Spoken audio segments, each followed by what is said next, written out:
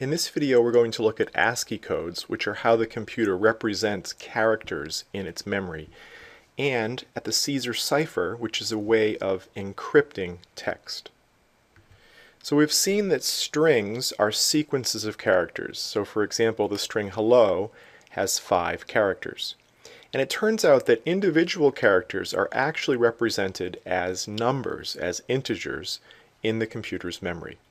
Those integers are known as ASCII codes. ASCII stands for American Standard Code for Information Interchange.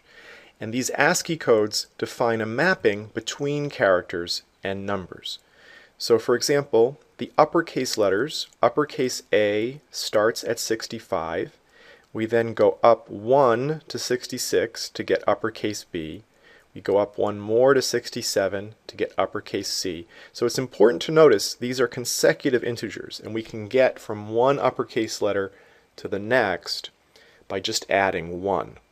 Same thing is true for lowercase letters, but it's a different part of the range of integers. Lowercase a starts at 97. We go up by 1 to get lowercase b, which is 98, etc. Here's a more complete summary of the ASCII codes of the letters. The lowercase letters go from 97 all the way up to 122. The uppercase letters from 65 all the way up to 90. Python has built-in functions for converting between characters and numbers. The ORD function takes a single character string C as its input, and it returns an integer, which is the ASCII value of C. So for example, if I pass in the string with the lowercase e, I'm going to get back the ASCII code for lowercase e, which is 101. If I pass in uppercase G, I get back its ASCII code, which is 71. The CHR function allows me to go in the reverse direction. I pass in an integer, which is an ASCII value, and it gives me back the single character string for that ASCII value. So if I say CHR and I pass in 101, I'm going to get back the string containing the lowercase e. If I pass in 71 to CHR, I'm going to get back uppercase G. We can use our knowledge of ASCII codes to encrypt a piece of text. So imagine, for example, that I have a message, which is my password is foobar. I might want to encrypt that message, putting it into a form that other people cannot easily read unless they know how I encrypted it. So how do we do that? Well, one way to do it is using what's called a Caesar cipher. This is a form of encryption in which each letter in the text is shifted or rotated by some number of places.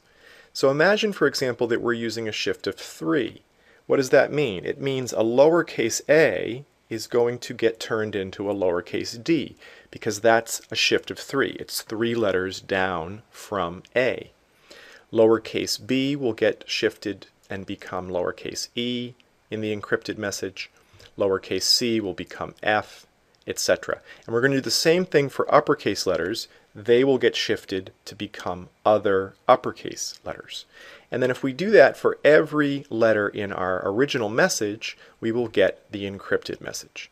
And again, this is hard to read unless you know what the shift was. And so it's a little bit more secure than sending the original message. Now, it's important to realize that non-alphabetic characters, things like punctuation, are going to be left alone. And for some letters, we're going to need to wrap around. So for example, if I try to shift X 3 places, 1, 2, 3, I fall off the end of the alphabet, and so I'm going to wrap around and make it an A. Lowercase y will go to lowercase b, etc. We can use ORD and CHR to implement a shift in Python. So if you remember, ORD gives me the ASCII code of a character. So for example, ORD with the string lowercase b passed in gives me 98, which is the ASCII code of lowercase b. If I want to shift by 3, I can add 3 to the result of ORD. That gives me 101, which is the ASCII code of the shifted character, of the lowercase e. In general, what I'm going to do is ORD C, where C is the character, plus whatever my shift amount is. Now that doesn't give us the character itself, but if I take the expression for the shifted ASCII code, I can then give that to CHR and it will give me the letter.